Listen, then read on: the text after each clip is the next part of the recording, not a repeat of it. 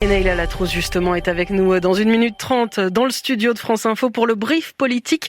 Barbara Pompili agace l'Elysée. Pourquoi? Réponse juste après le fil info, 11h-10, Diane Ferchit.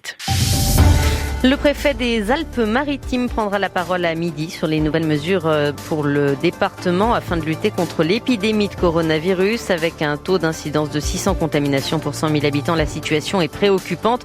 Sur France Info, l'infectiologue membre du comité scientifique vaccin Covid-19, Odile Launay, se dit inquiète du risque de saturation des hôpitaux. Il faut, selon elle, limiter au maximum les interactions, alors que pour l'heure, avec 2% de personnes vaccinées, elle estime que la vaccination n'a pas d'impact en France sur la circulation du virus.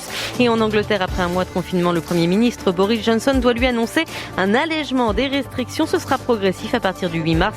Le pays enregistre une baisse du nombre de cas d'hospitalisation et de décès. Le début du procès ce matin d'une infirmière devant le tribunal de Paris. Elle avait lancé des pierres sur les forces de l'ordre lors d'une manifestation de soignants en juin dernier.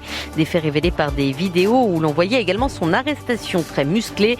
Elle risque 3 ans de prison et 45 000 € d'amende. Plusieurs compagnies aériennes clouent au sol leur Boeing 777. L'autorité fédérale américaine ordonne des inspections supplémentaires après l'accident d'un de ses appareils au Colorado. Son réacteur droit a pris feu juste après le décollage, entraînant une chute de débris impressionnante, mais pas de blessés.